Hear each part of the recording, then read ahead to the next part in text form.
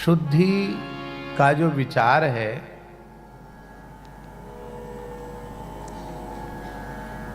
वह विवेक मूलक है।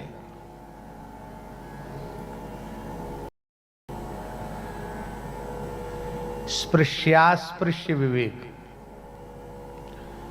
कौन स्पर्श करने के योग्य है, कौन स्पर्श करने के योग्य नहीं है, यह घृणामूलक व्यवस्था नहीं है, यह विवेक मूलक व्यवस्था है।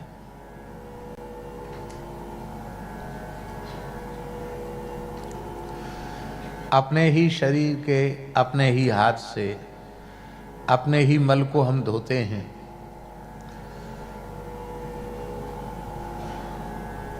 श्री वृंदावन बिहारी लाल की जय।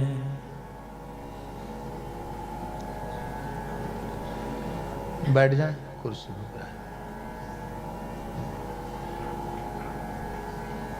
बिराज।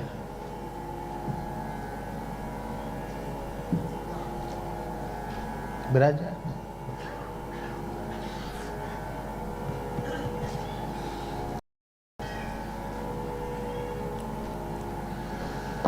तो अपने उस अंग से जिससे हमें हमारे शरीर के मल का बहिर्गमन होता है, उस अंग से न तो द्वेष है, न उस अंग के प्रति घृणा है, अपितु मल स्वच्छ करने के बाद, सावन से, मिट्टी से, जल से हाथ धोने के बाद, तब हम उस हाथ का अपने ही शरीर के अंग से स्पर्श करते हैं। उसमें छुआछूत है कि भेदभाव है? क्या है बोलो? न भेदभाव है, न छुआछूत है, ये विवेक है, कि हमने मल धोया है तो हाथ को स्वच्छ करके शुद्ध करके तब हम अपने शरीर के दूसरे अंग का स्पर्श करें। द्वेष और घृणा के लिए हमारे भारतीय सनातन धर्म में कहीं भी कोई स्थान नहीं है। यहां तो जड़ चेतन जग जीव जत सकल राममय जान। जड़ चेतन जग जीव जत सकल राममय जान, बंदों तिनके पद कमल सदा जोर जुग जान। और यह विचार भगवान की लीला में भी है। बाल कृष्ण अशुद्ध हो गए, यह गोपियों ने विचार किया। कैसे? बोले बाल हत्यारणी, रक्तपान करने वाली रुधिरासना दुष्टा पूतना ने बालक का स्पर्श कर लिया, इसलिए अशुद्धि हो गई। अब इस बालक का शुद्धिकरण कैसे हो? अशुद्ध व्यक्ति के संपर्क का प्रभाव पड़ता है। वो कुछ बोले नहीं, आप उसके पास बैठ जाइए तो कुछ न कुछ विकृति आपके अंतःकरण पर आ जाएगी।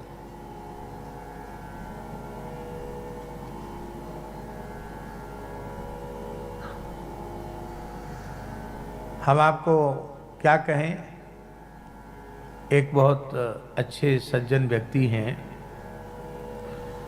उनके यहाँ हम अपने पूज्य गुरुदेव पहाड़ी बाबा महाराज के साथ गए।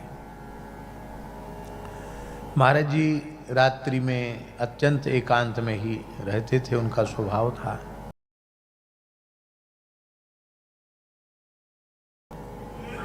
और पूरे भवन में कहीं बिजली न जले,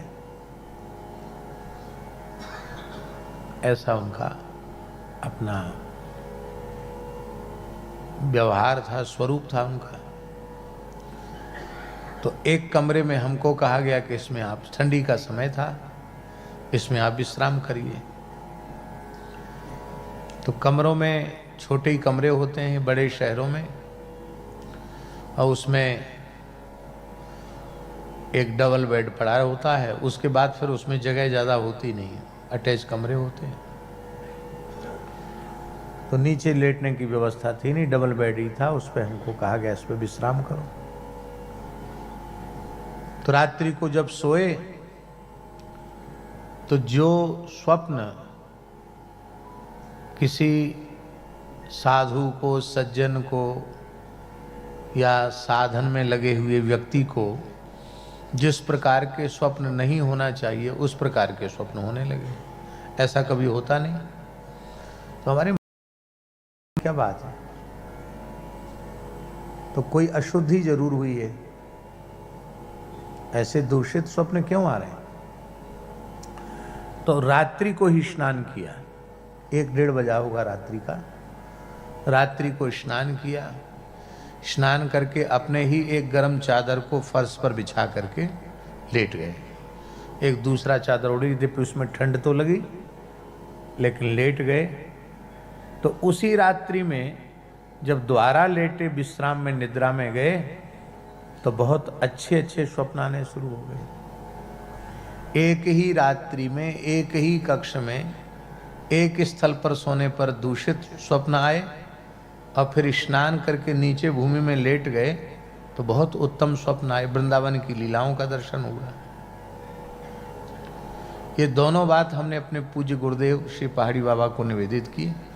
तो उन्होंने कहा विषयी भोगी संसारी व्यक्तियों के बिस्तर पर नहीं सोना चाहिए। पुराने संत अपना आसन बासन स्वतंत्र रखते थे।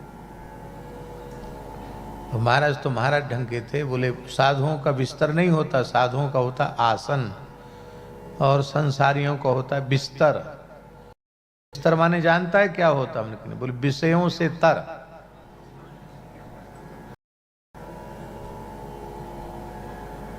इसलिए आसन फरक्कत टुकड़ा सरक्कत।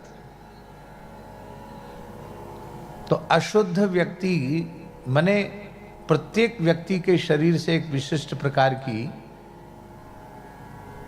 के परमाणु निकलते हैं और वह उसके अंतःकरण के चिंतन से युक्त होते हैं। इसलिए साधु पुरुष बैठने की बात कहेगी। तजो मन हरि विमुखन को संग, क्यों? जिनके संग कुमति मति उपजे और परत भजन में भंग। तजो मन हरि विमुखन को संग। अब गाय को स्पर्श करने का विधान है क्योंकि उसके सात्विकता आएगी। भेड़, बकरी, भैंस, गधे, कुत्ते, सुअर ये भी प्राणी हैं, इन पर भी करुणा करनी चाहिए, पर इनके स्पर्श का विधान नहीं है। तमोगुण प्रधान है। हमारे जीवन में रजोगुण तमोगुण कम हो और हमारे जीवन में सत्व गुण की वृद्धि हो, यह अपेक्षित है। तो इस तमोगुण प्रधान राक्षस बालकृष्ण का स्पर्श कर लिया है तो बालक अशुद्ध हो गया, इसका शुद्धिकरण करना चाहिए। अब ये समझ लीजिए, भगवान में अशुद्धि संभव नहीं है, पर उनमें भी अशुद्धि का आरोप जब हो जाता है तो उस आरोपित अशुद्धि को भी दूर करती हैं पूज्या गोमाता। सब गोपियों ने सर्वसम्मति से निश्चय किया कि माता ही बालक को पवित्र कर सके, तो गोष्ठ में लाला को ले आए और विलक्षण चिकित्सा आरंभ है गई। मूत्रेण स्नापयित्वा पुनर्गोरज सार्भकम्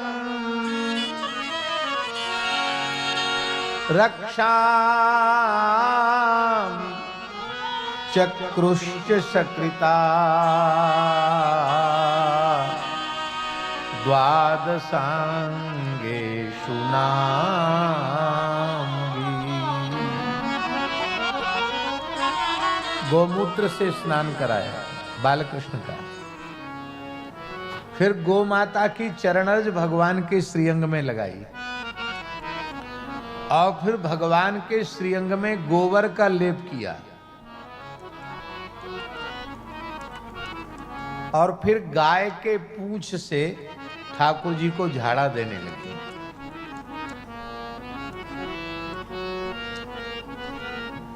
बड़ी विलक्षण झांकी है।